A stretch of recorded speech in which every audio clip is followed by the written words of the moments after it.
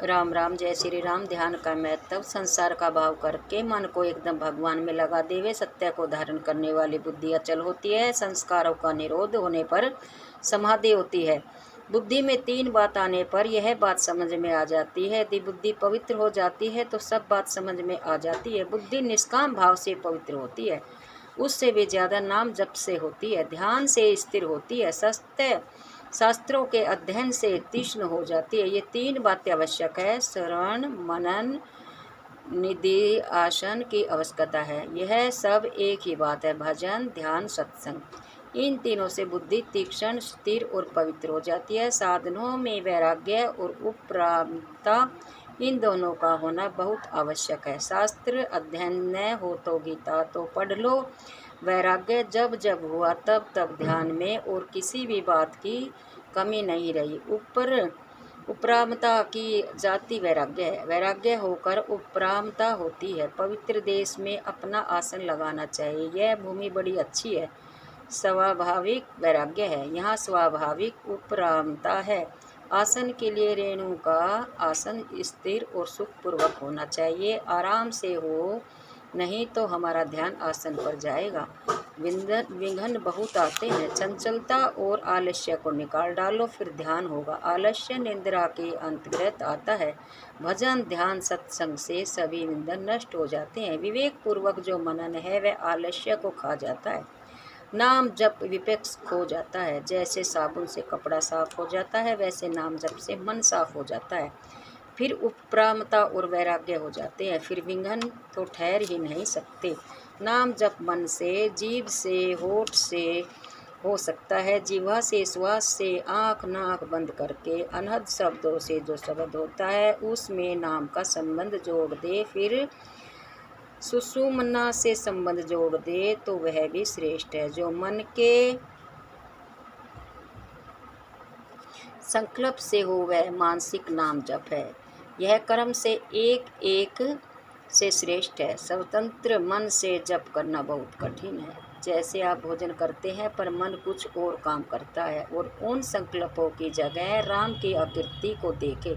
यदि न यह न हो तो रा और मैं को वर्ण रूप से देखे। श्वास के साथ एक बार भी कर सकते हैं, बार बार भी कर सकते हैं। अलग अलग विधियाँ जैसे जो कर सके वही ठीक है। जब साकार का ध्यान हो तब अनुलोम प्रतिलोम हो जाता है। जब निर्गुण का विलय हो तो सूक्ष्म रूप से कारण में विलीन होकर संसार समाप्त हो जाता है। फिर परमात्मा ही रह जाता है। संसार का भाव होकर प्रकाश दिखाई देता है। फिर ज्ञान में चिन्मय में, फिर ज्ञान में चेतन में विलीन हो जाते हैं। फिर साकार में चिन्मय में होते हैं। फिर प्रकाश में तथा प्रकाश से तेजोमय होकर आँखों का विषय हो जाते हैं। फिर साक्षात स्वरूप से भगवान दर्शन होते देते हैं। ब्रह्म क्या वस्तु है? ब्रह्म को समझने के लिए आनंद को विषय बनाकर समझना चाहिए। ब्रह्म के 16 विशेषण हैं। आनंद या आनंद, जितने नाम बताए वे सब निर्गुण के विशेषण हैं। पूर्ण आनंद, अपार आनंद, शांत आनंद, घन आनंद, अचल आनंद, ध्रुव आनंद, नित्य आनंद, बोध स्वरूप आनंद, ज्ञान स्वरूप आनंद, परमानंद, महान आनंद, अत्यंत आनंद, चिन्मय आनंद, अनंत आनंद, सम आनंद, केवल आनंद। इसका भाव समझना चाहिए। आनंद के सिवा कुछ भी नहीं है। इस बात का निश्चय करके बुद्धि ध्यान करते करते ध्यायकार हो जाती है। उसके बाद कुछ नहीं रहता। इस प्रकार भगवान का ध्यान करे, फिर संसार में शरीर पड़ा रहे, उसको कुछ भी नहीं सूझता। वह तो उस अमर पद को प्राप्त हो जाता है जिसकी स्मृति स्मृति आदि महिमा गाते हैं। आनंद के स्वरूप का वर्णन, निराकार के ध्यान में वैराग्य और परमात्मा की बड़ी आवश्यकता है। इन दोनों के प्राप्त होने पर समाधि आदि अपने आप ही लग जाती है। वैराग्य स्वतः हो जाए तो ध्यान के लिए चेष्टा नहीं करनी पड़ेगी।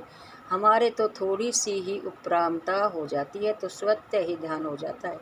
जब उपरामता और वैराग्य नहीं है तो बहुत प्रयत्न करने पर भी मन स्थिर नहीं होता। वैराग्य होता है तो संसार के पदार्थों के चित्र स्वतः शांत हो जाते हैं।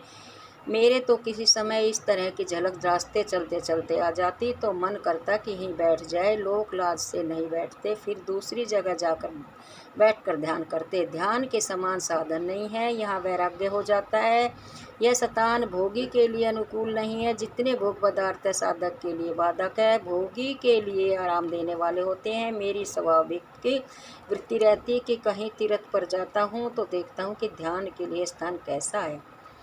इस तरह का स्थान कम ही मिला। यह भूमि उत्तराखंड की तपोभूमि बड़ी पवित्र एकांत है। तीनों की ही आवश्यकता संभव है। यहाँ पूर्व समय में ऋषियों ने तपस्या की होगी। न जाने इस भूमि में क्या है, न जाने गंगा जी की जो हवा है उसमें करामात है। संभव है महापुरुषों ने तपस्या की होगी। यह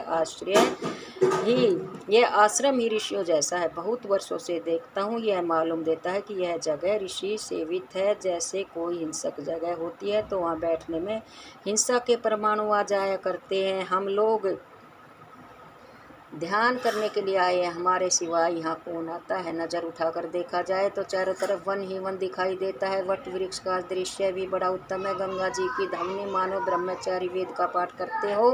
रेणुका का आसन भी उत्तम है। यहाँ सात्विकता भरी है, वायु भी सहायक हो जाती है। इसमें दो बात मिलती है, आरोग्यता और वैराग्य। भोग और आराम की दृष्टि से विचार किया जाए तो थोड़ी तकलीफ हो सकती है। असली चीज़ वैराग्य ही है। विषय भोग को कुत्ते की योनि में भी है। मखमल के गद्दे पर सोने पर हमें जो आनंद मिलता है, मैं अनुमान करता हूँ कि गधे की राख पर लेटने से कुछ कम नहीं मिलता। आराम की दृष्टि से मखमल और राख में क्या अंतर है, केवल मन की कल्पना है। प्रत्यक्ष में देखिए, मन के माने की ही तो बात है। सबके बालों का शौक अलग अलग है। किसी एक प्रकार के हजामत में सुख मिलता तो दुनिया उसी तरह की हजामत बनवाती। ऐसे ही सारे पदार्थों के बीच में यही बात है। वस्त्रों की ओर दृष्टि डालते हैं तो हमारी दूसरी अमेरिका वालों की, दूसरी काबुल वालों की, दूसरी कौन सी अच्छी है। ऋषि लोग वल्कल वस्त्र पहनते हैं, उनको उसमें ही आनंद था। संसार में सुख तो है ही नहीं, वैराग्य में सुख है। राग द्वेष तो त्याग करने की चीज़ है। वैराग्य के सुख का सबको अनुभव नहीं है। महात्मा लोग कहते हैं राग से लाखों गुना सुख वैराग्य में है, इससे भी ज़्यादा ध्यान में है, ध्यान से भी ज़्यादा सुख परमात्मा की प्राप्ति में है। बोलो रामचंद्र भगवान की जय।